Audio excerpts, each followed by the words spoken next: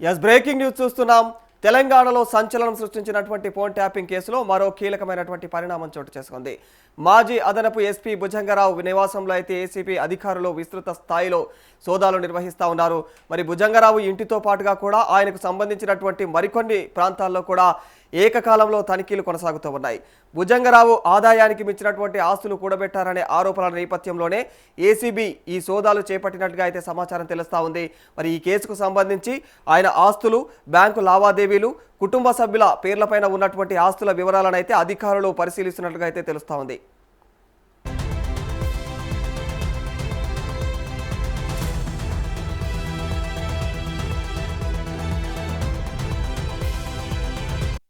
భుజంగరావుతో పాటు ఆయన బంధువులకు చెందినటువంటి ఇల్లు, ఇతర ఆస్తుల వద్ద కూడా ఏసీబీ బృందాలు తనిఖీలు నిర్వహిస్తూ ఉన్నాయి.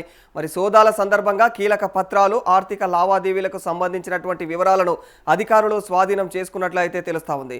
మరి ఇక తెలంగాణలో తీవ్ర రాజకీయ దుమారం రేపినటువంటి ఫోన్ ట్యాపింగ్ కేసులో భుజంగరావు కీలక నిందితుడిగా ఉన్నారు. మరి ఈ కేసులో గతంలో అరెస్ట్ అయినటువంటి ఆయన జైలుకు వెళ్లి అనంతరం బెయిలుపైన విడుదలయ్యారు. మరి ఇప్పుడు ఆదాయానికి మించినటువంటి ఆస్తుల కేసులో కూడా ఏసీబీ సోదాలు నిర్వహించడం అయితే ప్రాధాన్యత సంతరించుకుంది.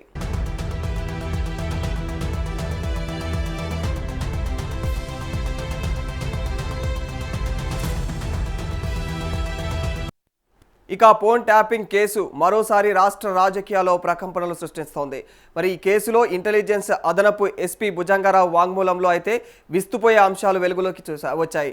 మరి బీఆర్ఎస్ పార్టీకి వ్యతిరేకంగా పనిచేసే వారి ఫోన్లను ట్యాప్ చేసినట్లుగా అయితే భుజంగరావు అంగీకరించినట్టు తెలుస్తూ ఉంది.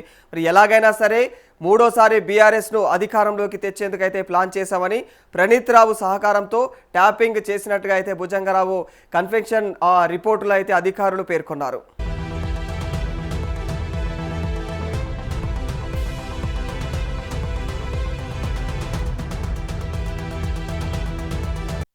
బీజేపీ, కాంగ్రెస్ పార్టీలకు ఆర్థిక సహాయం అందించే వారి ఫోన్లు, ప్రతిపక్ష నేతలు, విద్యార్థి నాయకులు, జర్నలిస్టుల ఫోన్లు ట్యాప్ చేశామని, మరి ప్రతిపక్ష నేతల కుటుంబ సభ్యుల ఫోన్లు, వాహనాలను కూడా ట్రాక్ చేసినట్లుగా తెలిపారు. మరి కామారెడ్డి ఎన్నికల కోసమైతే ప్రత్యేక ఏర్పాట్లు చేశామని, కామారెడ్డి బీజేపీ అభ్యర్థి వెంకటరమణారెడ్డి, రేవంత్ రెడ్డి సోదరుడు ఇక కొండలరెడ్డి పైన కూడా ప్రత్యేకమైనటువంటి నిఘా ఉంచామని చెప్పేసి హైకోర్టు జడ్జిలతో ఇక అడ్వకేట్ల ఫోన్లను కూడా ట్యాప్ చేశామని చెప్పేసి అయితే పిఎస్సి పేపర్ లీకులో కేటీఆర్ పైన విమర్శలు చేసినటువంటి ప్రతి ఒక్కరి ఫోన్లను కూడా ట్యాప్ చేసినట్లు పేర్కొన్నారు.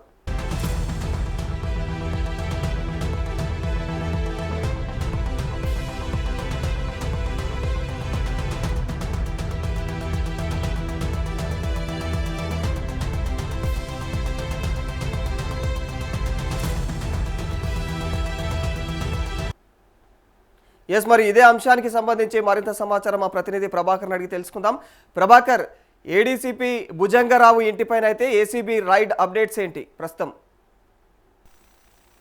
రాధాకృష్ణ, మాజీ అడిషనల్ సిపి భుజంగరావు నివాసంలో ఏసీబీ అధికారులు విస్తృత స్థాయిలో సోదాలు నిర్వహిస్తున్నారు. భుజంగరావు ఇంటితో పాటు ఆయనకు సంబంధించినటువంటి మరిన్ని ప్రాంతాల్లో కూడా ఏకకాలంలో తనిఖీలు కొనసాగుతున్నాయి. అయితే భుజంగరావు ఆదాయానికి మించి ఆస్తులు కూడబెట్టారనే ఆరోపణల నేపథ్యంలో ఏసీబీ సోదాలు చేపడుతున్నట్టు సమాచారం అయితే అందుతా ఉన్నది. ఈ కేసుకు సంబంధించి ఆయన ఆస్తులు, బ్యాంకు లావాదేవీలు, కుటుంబ సభ్యుల పేపర్లపై ఉన్న ఆస్తుల వివరాలను అధికారులు పరిశీలిస్తున్నట్లు తెలుస్తుంది రాధాకృష్ణ. దాంతోపాటు ఆయన బంధువులకు చెందినటువంటి ఇండ్లు కావచ్చు, ఇతర ఆస్తుల వద్ద కూడా ఏసీబీ బృందాలు తనిఖీలు చేపడుతున్నాయి. సోదాల సందర్భంగా కీలక పత్రాలు, ఆర్థిక లావాదేవీలకు సంబంధించినటువంటి వివరాలు అధికారులు స్వాధీనం చేసుకున్నట్లు సమాచారం అయితే అందుతా ఉంది. తెలంగాణలో తీవ్ర రాజకీయం దుమారం రేపినటువంటి ఫోన్ ట్యాపింగ్ కేసులో భుజంగరావు కీలక నిందితుడు ఉన్నాడు. అదంతా కూడా మనకి ముందే తెలుసు. అయితే ఈ కేసులో గతంలో అరెస్ట్ అయినటువంటి ఆయన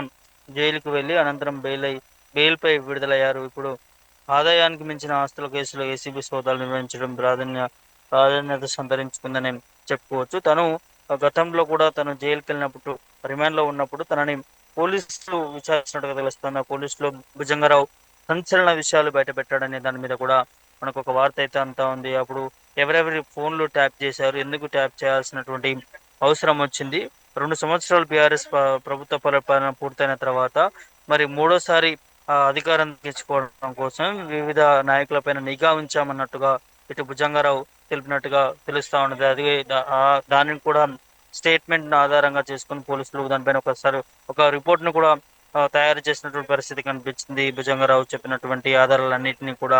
సో ఇది ఇప్పుడు ఈ ఫోన్ ట్యాపింగ్ కేసుకు సంబంధించి కూడా ఒక సంచలన తీర్పు కాబోతా ఉన్నది.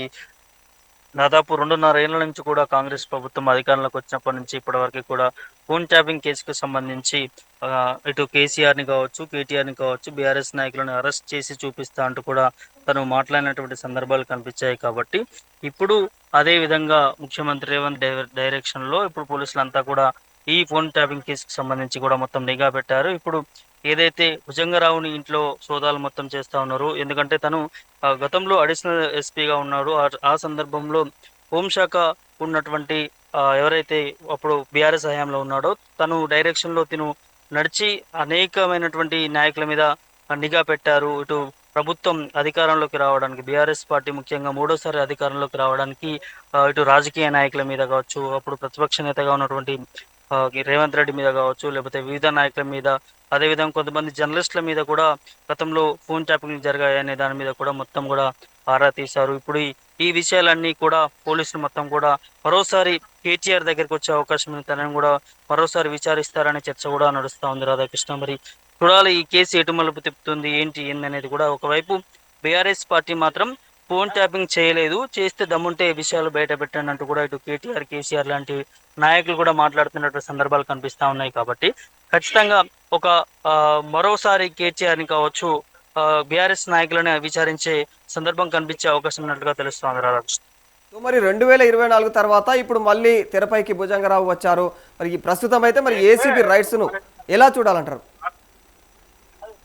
తప్పకుండా. అంటే దీని మీద ఫుల్ ఫోకస్ పెట్టిందని చెప్పుకోవచ్చు బీఆర్ఎస్ పార్టీ.